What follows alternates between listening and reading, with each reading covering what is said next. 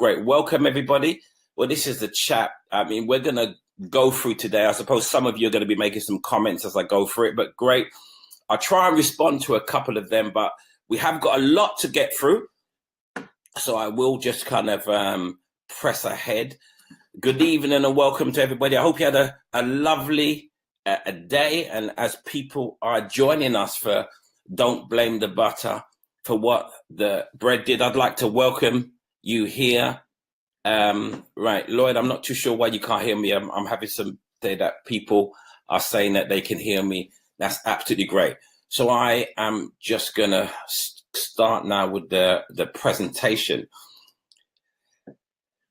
You know, let me just be clear. I'm offering no medical advice whatsoever during this presentation.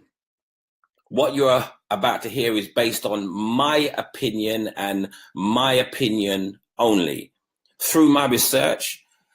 And it's just come about through my due diligence and trying to understand the subject and what's really impacted my life. I just want to make it clear that you should seek medical advice for any medical conditions that you may have, even some of the ones that I mentioned in this webinar. So I just want to make that clear to everybody on the line. So what we'll be covering today, we'll be covering my personal story, and that's my weight loss journey. We'll be covering some things that make us fat. What is it that makes us fat? We'll also be covering the cholesterol and heart disease, that kind of conundrum where people worry about saturated fat, cholesterol and heart disease. And we'll be covering something which I call the big fat lie. And we'll be talking about some success stories at the end, so you can, you know, really see how some people have benefited from what I'm about to share with you. The question is, well, the first question is, who did this? You can see that stomach. Who did it? Well, there are two culprits here that are on trial today. The first is the bread and the second is the butter. You have to ask yourself, who did this? Now, for those of you who are watching this, who would you say did this? Is it A, the bread, or B, the butter? I mean, you can type it in the Facebook here and let me know if you think it's either A or B that did it. What do you think? It was A or B that did it? Right. Well, I know you all have your opinions of whether it is A or B, and I hope that by the time this presentation will finish, you'll have a lot more of a clearer opinion on whether it was A or B. Now, throughout this presentation, you're going to see this man. I didn't really have a name for him, so I kind of just called him, you know, that guy or this guy. So this guy is going to appear throughout the presentation, and what he is going to have is just some thoughts and some questions that I thought you would have had as I go through this presentation. So when you see him, he's going to represent some of the questions you might have had on some of the things that I'm going to share with you today. And the first question I know some of you must have is, look, have I got anything to sell? Well, you know, I have a program that can help you do a number of the things I'm going to discuss with you here, but it's not a prerequisite. It's not a requisite. I really want to empower you that you can go away and do this all by yourself. My program, which I'm going to talk about at the end, can help you do it. So to want to be clear, this webinar is not about a sell. This is about sharing some information that I'm incredibly passionate about. But more importantly, what I want to do during this webinar is stimulate some thought and some important thought, because I've gone through some serious thought over the last 6 months. And I really want this webinar to stimulate some thought in you. So another question some of you may be having is, what's my story? So let me just tell you what my story is. My name is Ken Barnes. I'm known as the Lean Mind Body Coach. I'm a certified health coach. I'm an author. I've authored a number of books for children, adults, and women. And I'm a trainer. That is my business. That's what I'm passionate about. And I have a mission, and that mission statement is encompassed in my kind of mantra, which is make health a habit. So I have a mission. I want to make health a habit for as many people as I can. So that's a little bit about me. But when I started to be a health coach, the thing that was really troubling me, it wasn't just about people being healthy. It was, why they stopped being healthy or why they didn't start being healthy. So as well as qualifying for as being a health coach, I decided to study CBT, which is cognitive behavioral therapy.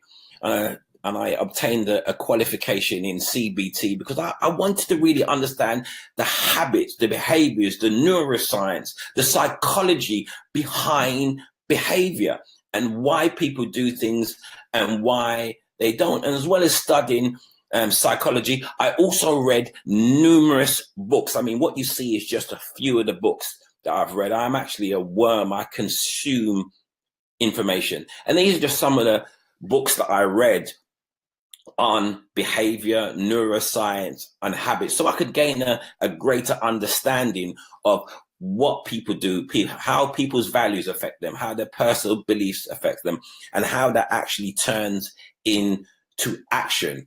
So that was me. I was qualified as a health coach, studied neuroscience, gained a qualification in CBT, learned lots of books about behavior and habits, and I was ready. I also had my own challenges, which I'm going to speak about in a moment. But some of you on this line would have known what happened to me earlier on this year. And amongst me studying habits and being a certified health coach, I'm also human. And I suffered from that human condition called grief earlier on this year. And that's where I sadly lost my mum. It's actually just coming up to a year. This is the first Christmas I'm having without her, and it's going to be a difficult time. But that was just at the beginning of the year. And for those of you on the line who know me, you would have known I was incredibly close to my mother. We were inseparable, and her passing was sudden. And that passing sent me into a spiral of grief. And I just started to comfort eat. I mean, I've had issues with my weight going up and down, but at the beginning of this year, I just started to eat and drink, and food became my comfort, and comfort became my food. And that's how I dealt with my grief for the loss of my mum. And I piled on the pounds. And not only did I pile on the pounds, I went to the doctors, and my diabetes numbers were really, really high. And he said, look, Ken, if you're not careful, you're going to become diabetic. And I was a health coach, but, I'm human, and I succumbed to the human condition of grief. So back in around about May, June, I decided, I've got to kind of get a grip on this. And I went on an intense exercise program. And some of you would have seen my videos on YouTube. You can see me, in my front room, and I look in pain, don't I? I was in pain. It was really, really intense. And I went on a 2-month intense exercise routine to try and lose some weight and just trying to regain myself. It really helped me. Exercise really helped to regain my focus more. But do you know what? It didn't affect my weight in the way that I thought it would.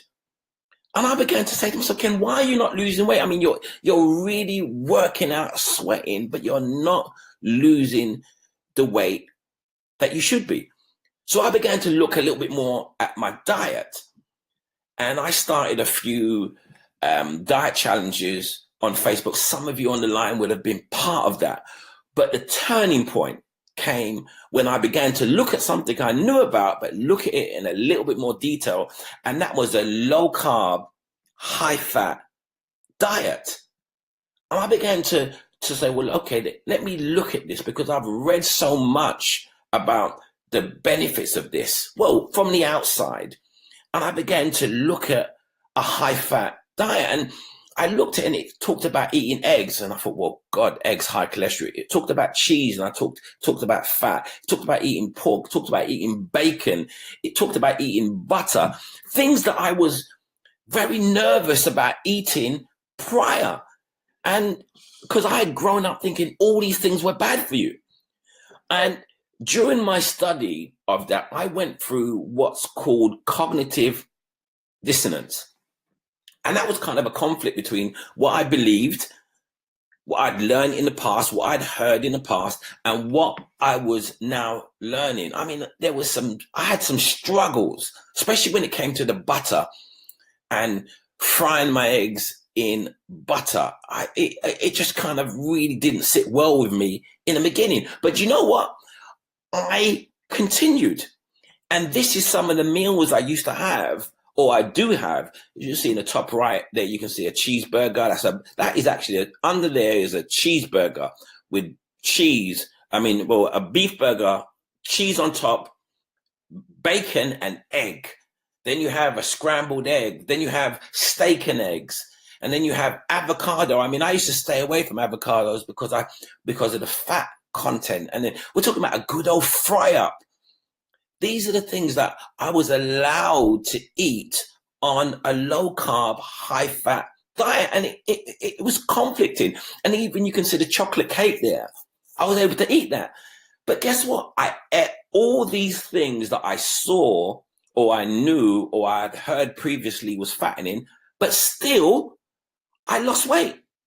I still lost weight. Now, just to put the weight loss into context, I'm going to show you a picture of what I looked like at some point this year and also early last year. Now, it's not a pretty sight, but I'm going to show you the picture. This is what I look like. Now, yeah, I know it's not pretty. It's not nice at all. I mean, I don't look happy at all. And to be honest with you, if you look like that, I don't think you would either. But that was me at one stage. But guess what? Going through what I've gone through and the low carb diet, this was a picture that was taken a couple of months ago. Look at the difference. I mean, it was amazing. I was eating all these things that I considered would make me fat, but I was still losing weight. This picture here was taken just a couple of weeks ago. So you can see I've even lost more weight and eating more fat. So I was just kind of amazed that, that the advertising or even what my doctor may have told me I should have stayed away from was making me lose weight. Now, you might be thinking, well, what about my health? Well, we're going to get into that in a moment. But you remember I told you at the beginning of the year, my diabetes numbers were quite high? Well, look, I took this reading last week, Saturday. This is a fasting blood glucose reading. And that reading came out at 4.4. I'm going to put that 4.4 into context. That was last week, Saturday. Earlier on in the year, my blood glucose reading was near 7. You look where the red arrow is pointing. So I was well into the pre-diabetic range. Now my blood glucose level is 4.4. That is well in the normal range. And this is after eating all that butter, saturated fat, and everything else that I've been told to stay away from. But we're going to talk a little bit more about that in a moment. So not only did this low carb, high fat diet help me with my weight, it helped me with my health as well. So I set about wanting to understand the truth about a low carb, high fat diet. And I did what I always do. I kind of went into total immersion because when I started to learn about it, I realized the benefits weren't just weight loss. Yeah, this kind of diet helped with diabetes. It helped my diabetes numbers, as you can see previously. It helps with high blood pressure. It also helps with fibromyalgia and cancer. I learned that people were curing cancer eating a low carb, high fat diet. I became absolutely fascinated with what this diet could do, not just for me and my health, but the clients who I was intended to serve. So I began to study. And again, I read books. As you can see, there's about 10 books here. These are just some of the books that I immersed myself in to understand more about a low carb, high fat diet. And not only did I read books, but I read studies as well. And every single time the same thing came out, there was some contradictory messages. to what I had been told and what I had heard in the media. So after reading and learning, I developed my health coaching practice, and I came up with a concept which is called LEAN Keto. And LEAN is an acronym that stands for L stands for lifestyle, dealing with lifestyle habits. And it's all about the low carb, high fat lifestyle habits.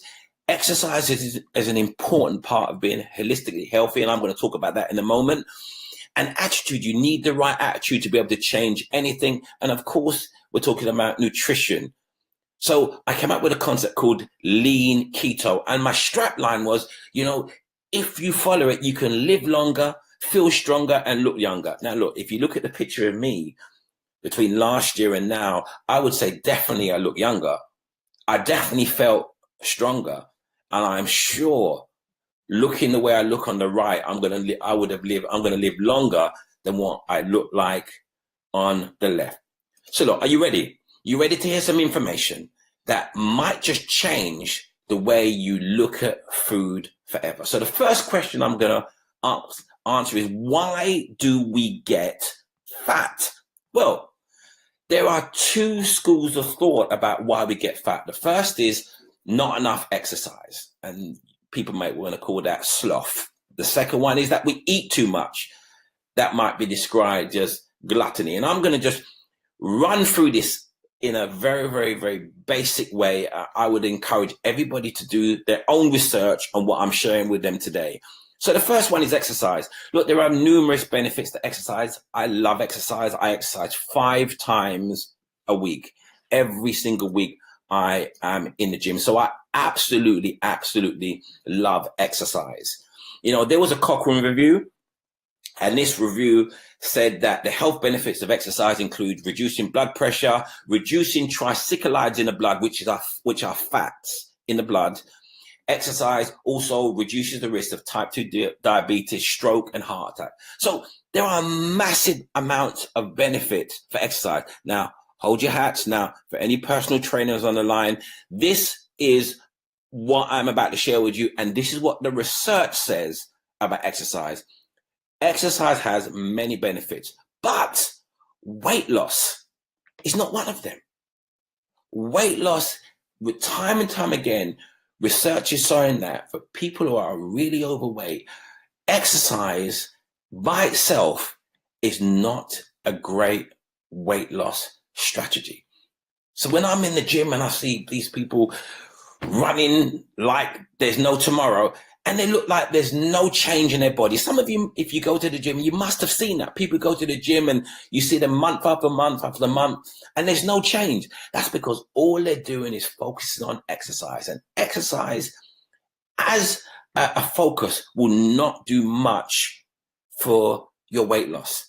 And, people are exercising more and more now, but metabolic diseases such as obesity and diabetes have increased over the years. So even though people are exercising, people are still getting fat and still suffering from metabolic diseases. I just want to play with you this video here. We have this idea that if we want to lose weight, we join a gym on January 1st, we start working out regularly, and eventually we slim down. Well, here's some bad news. I read more than 60 studies on this, and it turns out exercise is actually pretty useless when it comes to weight loss. Dr. Kevin Hall at the National Institutes of Health has done some of the most important studies on exercise and weight loss. We need to rebrand exercise. Exercise isn't a weight loss tool per se. It's excellent for health. It's probably the best single thing that you can do other than stopping smoking to improve your health. But don't look at it as a weight loss tool. Exercise will definitely help you live a longer, happier life.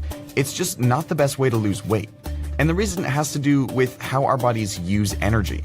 You may not realize it, but physical activity is actually a tiny component of your daily energy burn. There are 3 main ways our bodies burn calories. These include your resting metabolism, so that's how much energy your body burns just for its basic functioning, just to keep you alive, basically. The other part of energy expenditure is the thermic effect of food, and that's just how much energy is required to break food down in your body. The third part of energy expenditure is physical activity, For most people, physical activity, that's any movement you do, only accounts for about 10 to 30% of energy use. So the vast majority of energy or calories you burn every day comes from your basal or resting metabolism, over which you have very little control. While 100% of your calories in are up to you, only about 30% of your calories out are in your control. One study found that if a 200-pound man ran for an hour, 4 days a week for a month, he'd lose about 5 pounds at most, assuming everything else stayed. So I played you that video so you can understand that it's not me saying exercise doesn't do much for your weight loss. These are the experts letting you know that exercise is not as effective as you think it must be. So the other question is, it must be our diet. So it must be our diet why we are getting fat. Well, you know, you're getting closer. However, we just need a little bit more detail. The eating too much hypothesis says there's an energy balance between calories consumed and calories expended. Now, the amazing thing is, if you do your research, you will see that there's a correlation between malnutrition and undernutrition and obesity. So that means there are people who are not getting enough food and who are undernourished, but yet they are still putting on weight.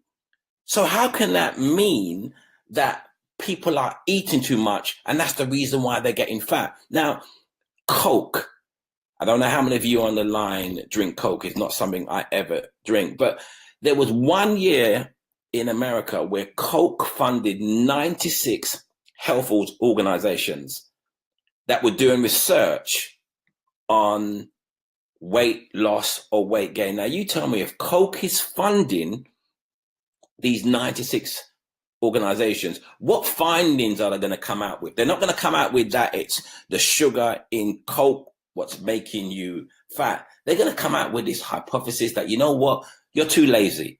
You're not doing enough exercise. You're eating too much. Again, I encourage you to do your research. You will realize that there is a big band of research showing that even eating too much is not why we are putting on weight.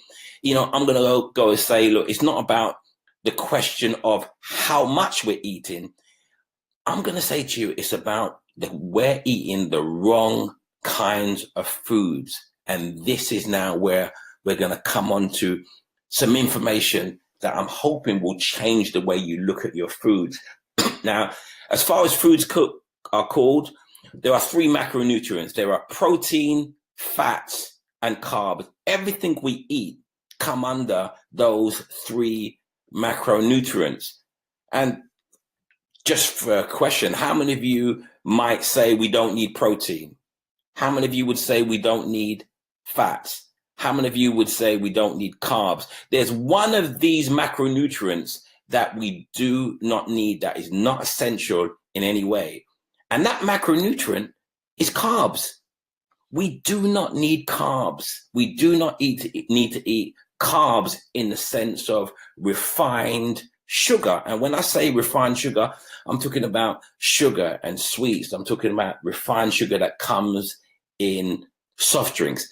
This is the kind of refined carbohydrates that we do not need to eat. And more importantly, we should absolutely 100% stay away from. Now, for those of you who are in the gym and exercising, you may be familiar with the term called carb loading. So you're saying, well, okay, if I don't eat carbs, where will I get my energy from? Well, I don't know if you knew this, but did you know your body stores about 2,000 calories from glucose, in the form of glucose from carbs? So that's the amount of calories that your body can store in the form of glucose. But did you know it can store about 40,000 calories of energy from fat? Now, what would you choose? 2,000 calories or 40,000 calories from fat? I know which one I would choose. Yes, fat is a far greater and better source of energy for your body. And even some elite athletes are beginning to realize that. Now, I know some of you are thinking, well, who are a little bit technical, you're going to say, well, hold on a minute. What about the brain? The brain needs about 120, 130 milligrams of glucose each day to be able to function. Well, your body can produce glucose through something called gluconeogenesis. That's for your liver, through the amino acids in the protein. Your body can produce enough glucose to feed your brain. So you do not need to eat carbohydrates to convert to glucose to feed your brain. And in fact, ketones, which I may talk about a little bit later on, are a far better source of fuel for your brain, because that can actually pass through the blood-brain barrier. So Ken, you're telling me, look, exercise doesn't make me really lose weight. You're also telling me eating too much doesn't make me really gain weight. And you're also telling me, look, that I should eat less refined carbs. Well, yes, that's what I'm telling you.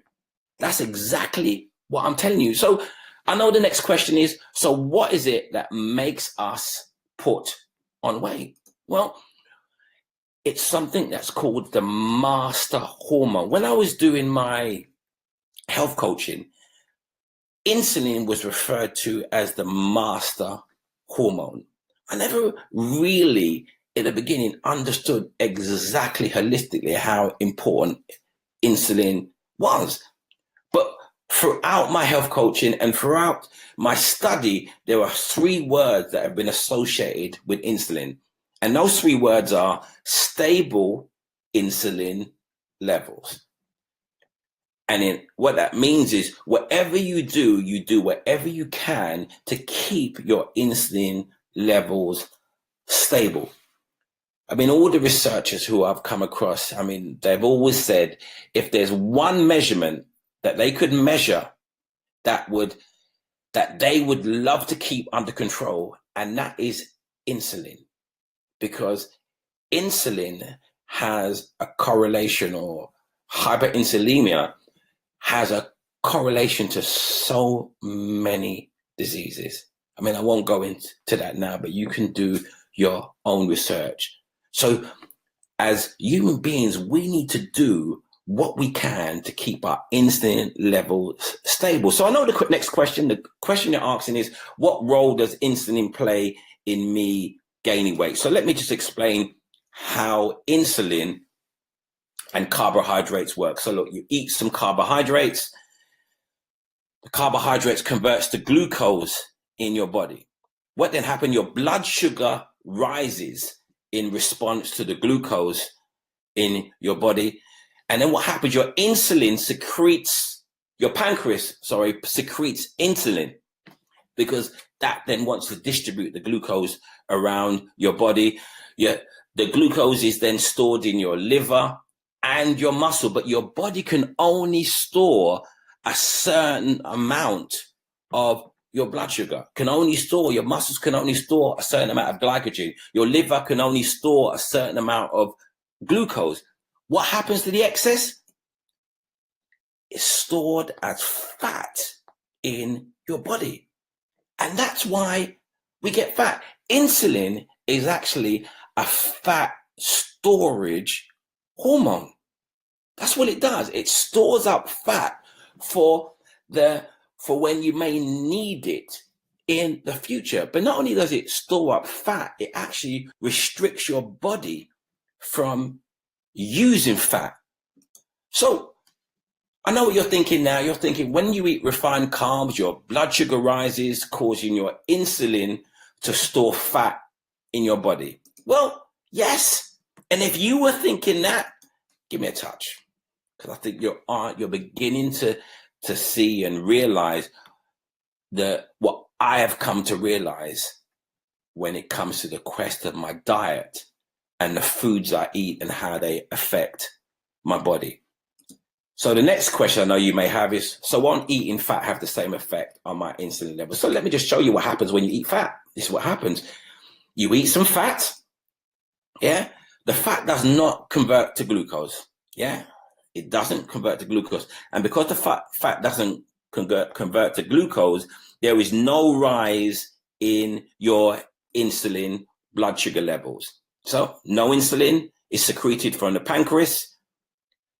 Your body needs fuel. There is no glucose, so your body needs fuel. So what does it use? It uses fat for fuel.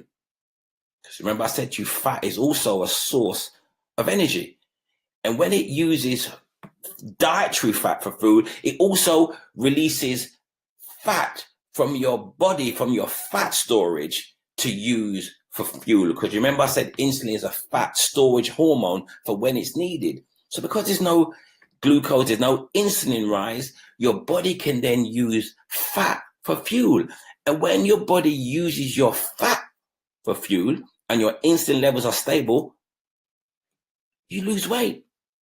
That's exactly what has happened to me and thousands of other people. So this is how, when you eat a low carb, high fat diet, how your body works to use fat for fuel, and then you will lose weight. So you can keep your insulin levels stable by eating no carbs. I'm just guessing this is another question you're asking. Well, technically, yes. But, you know, most foods contain carbs. I mean, meat and fish don't contain any carbs. But, you know, there are the breads and vegetables, and fruit contains carbs. And carbs are separated into what we call high content carbs and low content carbs. And they are measured by their glycemic index. And your glycemic index is the rate at which the food you are eating affects your blood sugar level. So refined carbs raise your blood sugar level incredibly quickly. Low carb food raises it very, very slowly. So you can see the leafy green vegetables here. They are low carb content. So on my diet, I eat loads of this kind of food here because it doesn't really affect my insulin level. Because it doesn't affect my insulin level, it allows my body to use fat for fuel. And as you can see, chicken and beef and all the other fat, it has no carbs. So I eat a lot of fat. I eat a high fat content meal. So here we go. This is the $1 million question here. So, okay, won't eating fat raise my cholesterol levels and give me heart disease? I know that is a question that some of you are really, really, really wrestling with. And, you know, I wrestled with this question in the beginning. So I'm just going to take you on a little journey so you understand where this concept about cholesterol and heart disease came from. But you know what? We have to blame the rabbit. It's the rabbit's fault. Yes, blame the rabbit. But I'm going to take you back to 1950. So you understand where we get this concept about saturated fat, heart disease, and high cholesterol. Back in the 1950s in America, heart disease was on the rise. I mean, it was rampant. There was an epidemic of heart disease. And America, they wanted an answer. They wanted an answer. Why are especially middle-aged men in America suffering from so much heart disease? Along came this gentleman, Ansel Keys. And he said, I know what the answer is. It's high cholesterol. And he said, well, what do you mean high cholesterol? He said, high cholesterol because we are eating too much saturated fat. And Ansel Keys developed, which is now known as the diet-heart hypothesis. And that is, you eat dietary fat, it increases your cholesterol, and then you get cardiovascular disease. This diet-heart hypothesis is still used today. Doctors are still taught this diet-heart hypothesis, even though it's flawed. And I'm going to explain to you why it's flawed. Now, Ansel Keys got that concept from a Russian scientist who did an experiment with rabbits. And what he did, He got rabbits and he infused the rabbits with cholesterol, with liquid cholesterol. And guess what happens? The rabbit got atherosclerosis, which is the hardening of the arteries. Yeah. But there was a fundamental flaw in that experiment. Why? Because a rabbit is a herbivore. It's not supposed to, its body has not been adapted to be able to deal with cholesterol in any way, especially the amount of cholesterol that was infused into its body. Had the experiment been done on a dog, which is an omnivore, there would have been no atherosclerosis. But that didn't stop. That didn't stop the experiment to be taken as a given. And now saturated fat was seen to cause high cholesterol, to cause heart disease. Look, it was simple. America had a problem, heart disease. You know, if you look back at that time and you do your research, what you would also find is smoking was on the rise in America at that time. But that didn't matter. They needed a villain, and that villain became saturated fat. So they needed a solution.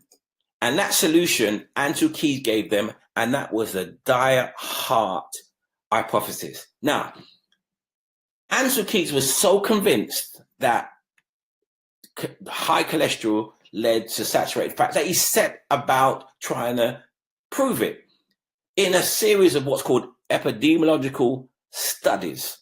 All right. And one of the most famous one is called the 7-country study, where he took 7 countries and he showed that there was a correlation between them eating high fat and getting heart disease. Now, these are the 7 countries. Now, I said something here which is incredibly important. What he showed was a correlation, not causation. There's a big difference between correlation and causation.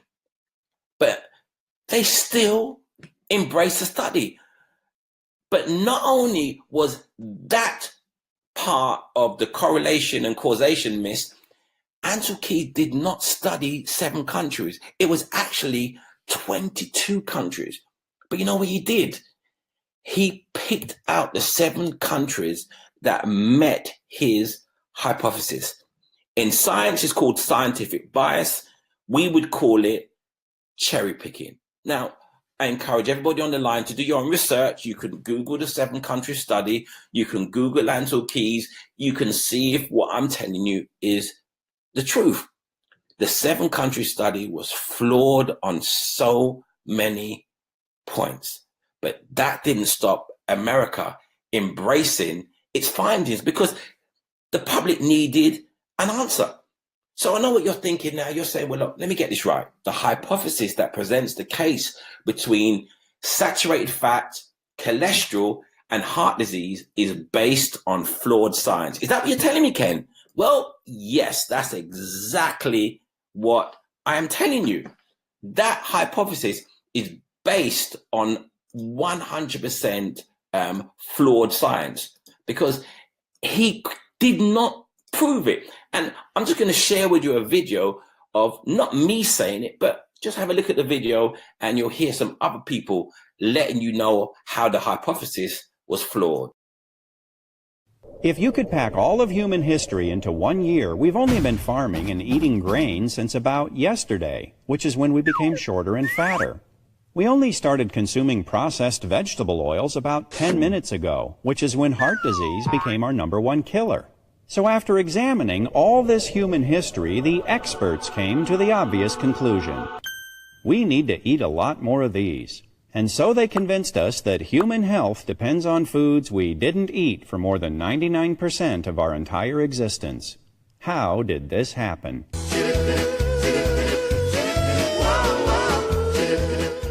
In the 1950s, a biochemist named Ansel Keys published a study that compared heart disease and fat consumption in a half-dozen countries. The more fat, the more heart disease. The trend line was unmistakable. Just one little problem. Keys left out countries where people eat a lot of fat but have very little heart disease, like Holland and Norway. He also left out countries where people don't eat much fat but do have a lot of heart disease, like Chile. In fact, Keyes had reliable data from 22 countries, and the results were all over the place. But you can't make a big splash in the scientific community with a trend line that looks like this. So Keyes did what any dedicated researcher would do.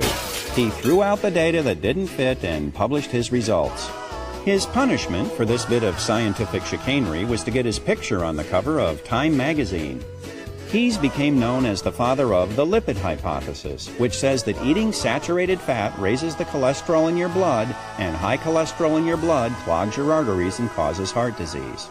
The hypothesis that when you eat high fat, that produces high cholesterol, and the cholesterol produces heart disease, is wrong in every one of those links. This whole idea that dietary fat causes cholesterol problems is sort of a myth. The whole idea that cholesterol problems lead to heart disease is a myth. The theory is completely and totally wrong. It was a theory that was made out of whole cloth and then pushed. The term artery clogging saturated fat, it's as though it's all one word. It's become part of the zeitgeist. Everybody knows saturated fat is bad for you, but when you get back and you start looking at the medical literature and you root back through to find out where this whole idea came from, it's bogus. So this is not me telling you, this is some eminent people letting you know that the heart diet hypothesis was flawed. The fact that we've been sold this lie that saturated fat will raise our cholesterol and cause us heart disease. But you know what? Even though it was flawed, that didn't stop people trying to prove it. And what you see here is what I call an exercise in futility. And this is a number of studies that tried to prove there was a relationship between dietary fat and coronary heart disease, which is CAD. And as you can look down the right-hand side, which is the conclusions, look, no conclusion, no relationship, no conclusion, no relationship, no relationship, no relationship, no relationship. Study after study has not been able to prove a relationship between dietary fat and heart disease. It has not, but that has not stopped that becoming the prevailing wisdom. And you know what? It didn't even stop. It didn't stop the McGovern Committee in America creating what was called the food pyramid. And that's where they advised Americans what to eat. So now with saturated fat being an enemy, there was the other macronutrients had to come into play. And guess what came into play? Carbohydrates. And if you look, there is a strong correlation in America for when the Americans were advised to eat far more carbohydrates to the rise of obesity. I urge you to do your own research. But you know what happens when America sneezes? In England, we catch cold. So they had the food pyramid, and based on the food pyramid, we developed the Eat Well guide here in the UK. And again, you can see how much emphasis is being placed on carbs and us eating refined carbs because saturated fat was the enemy. Look, you know, I love this statement, and it says, look, it's difficult to get a man to understand something when his salary depends on him not understanding it. Well, whose salary was depending on not understanding that this link between saturated fat and heart disease was an absolute lie? It was big business. Because when saturated fat became the enemy, there was a surge in low fat. You would have seen it. I mean, if you're around my age, you would have said there was a big surge in all the shelves were filled with low fat this, low fat cheese, low fat butter, low fat milk, heart healthy cholesterol. Everything was about away from saturated fat. And there was also a big surge in vegetable oil. People were just using, I mean, I remember my mom used to have the big, I mean, I couldn't even carry it, the big corn oil. She used to fry and cook it, and we thought nothing of it. Nothing of it. And I could talk about how those oil is oxidized another time. But they were bad for us. And Flora even had the cheek to have a heart on their butter. Look, this buttery, it doesn't even say butter. You know why? Because it was made from trans fat. And again, if you understand food and food history, you know how trans fat is being banned throughout the world because it is bad for us. I mean, I could possibly do a webinar on this, but it was big business, the sugar industry, because now sugar was not included.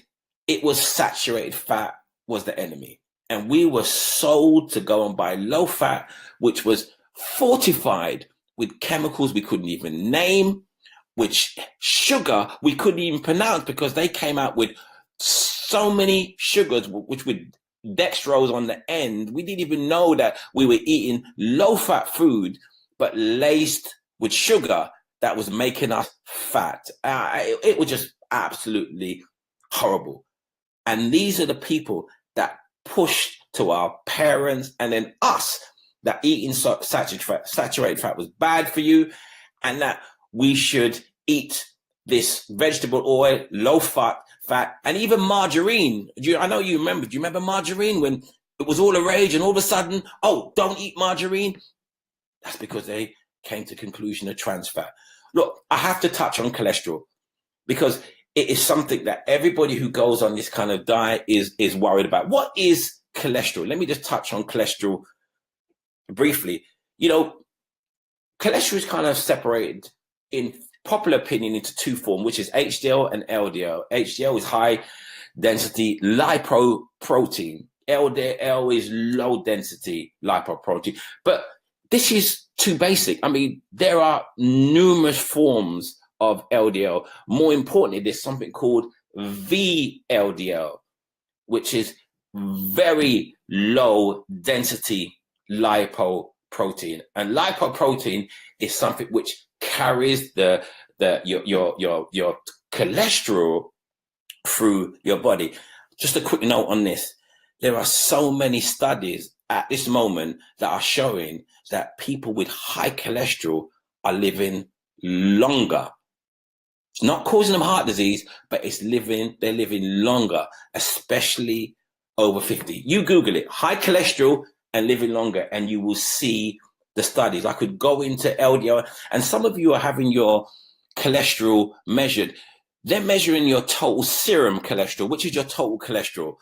You could have high LDL and low LDL, and they're going to say your cholesterol is high. And just as a quick note, you could even have high LDL cholesterol, which they say is the bad cholesterol. But you know what? In LDL, there is also what we call the big fluffy LDL cholesterol and the small dense LDL cholesterol. If you really want to have your cholesterol tested, you should have what's called a particle test. That will tell you exactly the state of your cholesterol level. Cholesterol is needed throughout your body. It's needed for your very survival. Your brain and nerves are made up of cholesterol. Your liver produces about 2,000 milligrams of cholesterol every day. Every cell of your body is surrounded by cholesterol. And here's what you need to know. Your sex hormones are made up from cholesterol. And this is why, and I'm going to talk about something in a moment, even your vitamin D, and for people who are with greater melanin, it's incredibly important. You can't even really distinguish cholesterol and vitamin D. So cholesterol is something your body actually needs, but we've been programmed to be scared and frightened of it. You know, the British Medical Journal in 2006, there was a research paper, and it found that research finds that high cholesterol does not cause heart disease. This is from 2006. This is just last year. This research paper found out high cholesterol does not cause heart disease. Now, I'm going to show you this next slide. And if you are taking statins, again, I'm just sharing my opinion. The research paper also found that if you have high cholesterol, treating it with statins is an absolute waste of time. And again, please, I'm not giving any recommendations. You do your own research. But time after time, research is showing statins do absolutely nothing to help you with high cholesterol in the sense of all with your mortality and heart disease. In fact, if you're taking statins, there was a correlation in America between impotence and statins. Why? Because do you remember I talked about cholesterol makes your sex hormones? Well, statins turn off your production of cholesterol. Have it turned off your production or reduces your production of cholesterol? It reduces your production of your sex hormones. And that's why Pfizer and all those people are also making millions, because statins, in fact, statins from my research is one of the most profitable drugs in the world. And just one other enzyme it turns off is an enzyme called Q10. It's an important enzyme. Even if you continue to take statins and you are watching this and you take statins, please, I'd urge you to do your research and purchase some Q10, because statins turns it off completely. But that's another conversation. So cholesterol, it's at the scene of the crime, but it's not guilty. This is your artery. You can see the arrow pointing to your artery. You can see the arrow pointing to your plaque. You can see the arrow pointing to the blood vessels. Cholesterol is there. Yes, it's at the scene of the crime because it's in every part of your body, but it's not the guilty party. It's not what's causing the plaque. Time and time again, research is showing that it's inflammation. Inflammation from eating refined carbs. Nutrition has changed over the years, and this is how human nutrition has changed. And as you can see what's happened, what modern nutrition is doing to human beings, it's making them fat. But there are people that are waking up from this big fat lie. They're waking up and they're beginning to understand, look, we've been sold a lie.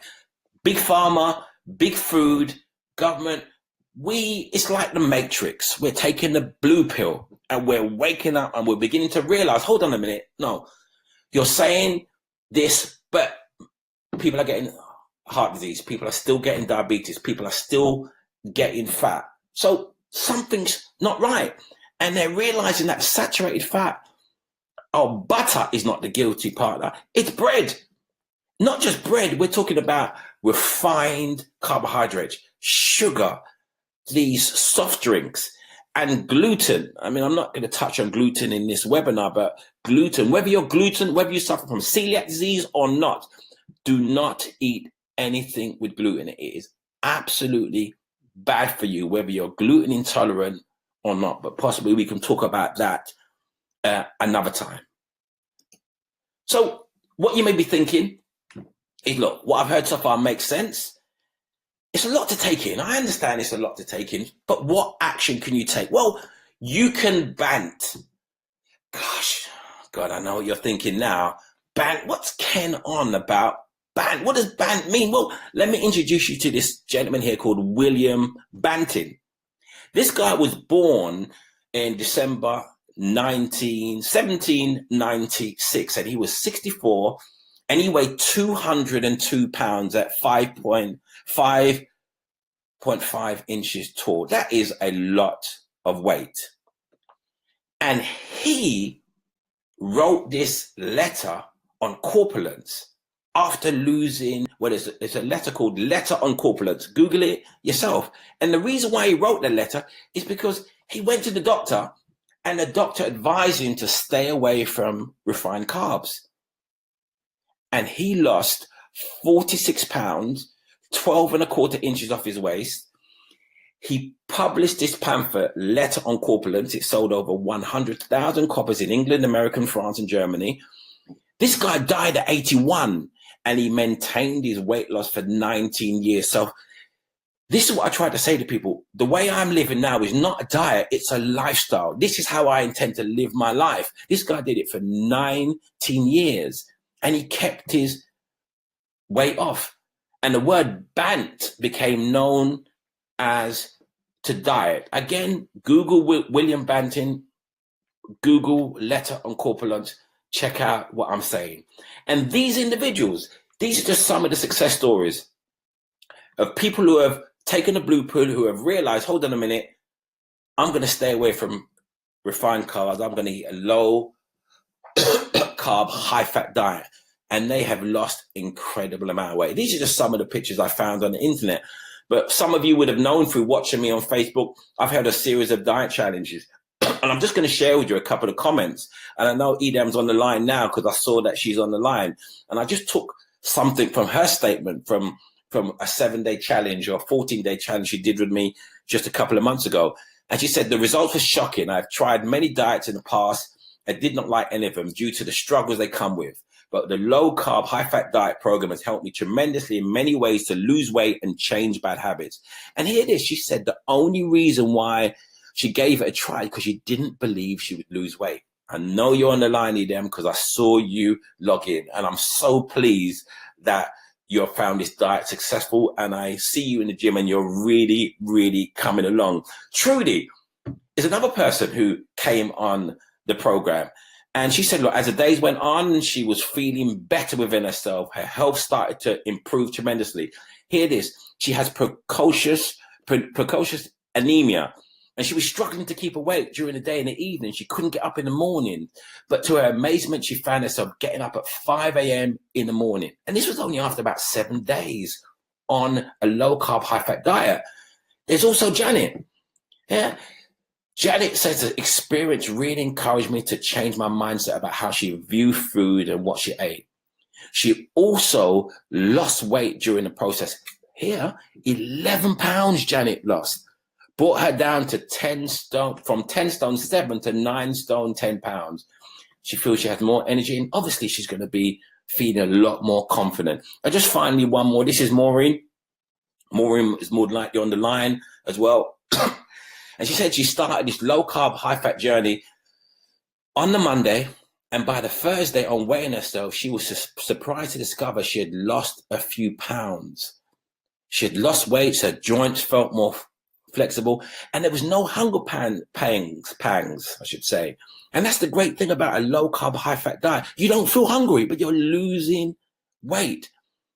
And she happens to say at the end that, you know, my coaching and my support was paramount in her continuing her journey and her seeing her before and after pictures.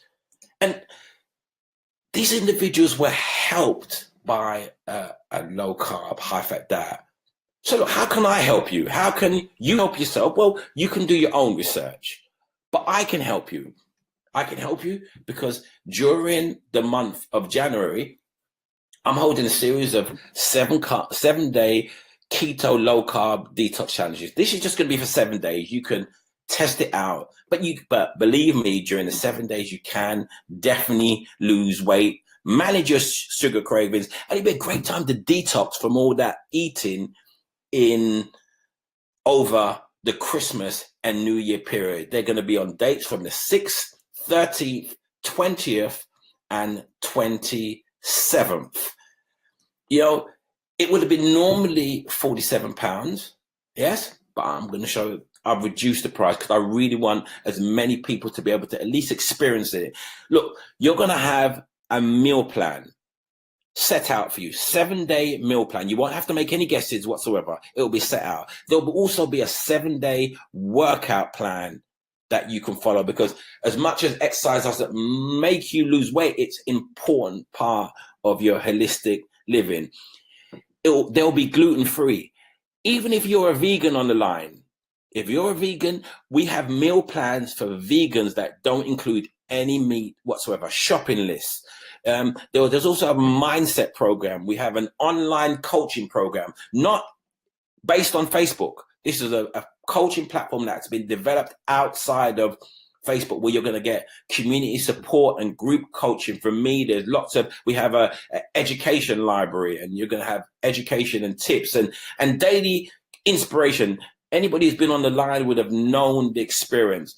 And this is happening starting from the 6th of January. And it's only going to be 32 pounds. 32 pounds. Let's forget the 47 pounds. It's going to include 32 pounds for those 7 days, which works out to, that must be what? Less than 5 pounds a day. To start the new year with a 7-day detox, but weight loss program. But my hope is that you will continue that journey after the 7 days. I'm actually just going to put a link here. I'm going to place a link here.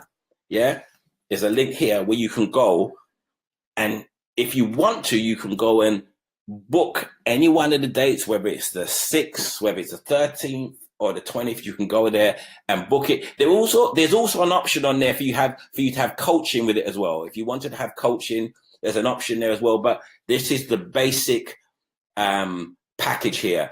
And I also have a 6-week boot camp coming up. That's going to start possibly on January 12th. That date may move. And I also have some personal coaching. If you are interested in taking it a little bit further, not just doing the 7 days, but possibly doing it for a little bit longer, or want to be involved in my 12-week coaching program, then just send me an email. You can see, or inbox me, because we're on Facebook now. You can inbox me and say, Ken, I'd like to have a conversation, or send me an email, or we could just have a conversation about my one-to-one coaching or my 6-week boot camp that is coming up, and we can have that conversation. So, and that is all. That is the kind of what I'm selling, or what I'm sharing with you. 32 pounds for 7 days. And I'm telling you, it will transform the way you view your food. You will learn to cook and enjoy food that you never, ever thought possible. You know, I'm coming to the close of this webinar now. And I really, really, really hope that amongst anything that this webinar has stimulated some thought in you, because that was the purpose of this, because this is what I'm passionate about. I am going into 2018 with a mission to share the information that I know now and the information I will learn in the coming weeks, days, and years with as many people as possible, because I truly believe we've been sold a lie. And my body is transformed. I mean, I am 54 years old, and I'm in the best shape of my life. I'm going to repeat that. I'm 54 years old, and I am in the best shape of my life when it comes to my body fat percentage and the way I feel. And this is because of the low carb, high fat diet I'm on. Obviously, I'm holistically looking after my mind and exercising, but the diet has been fundamental in doing that. You could take a look at my website, theleanmindbodycoach.com, and you'll see some testimonials of some people who have done what I am doing and just everything else that I am doing. So look, all that's left for me to say, look, you know, is I appreciate you guys taking the time out on a Thursday to spend an hour with me.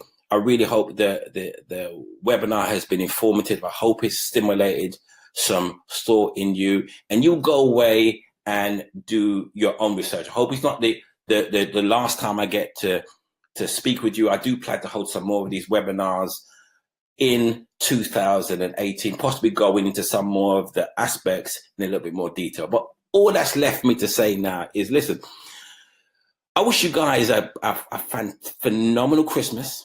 Enjoy yourself. I hope 2018 is a year that brings you great health and wealth in everything you do. But more importantly, I hope 2018 is a year where you make health your habit.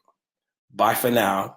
Feedback on this is very much welcome. You guys have a great evening. Thank you very much for joining me today. Bye for now.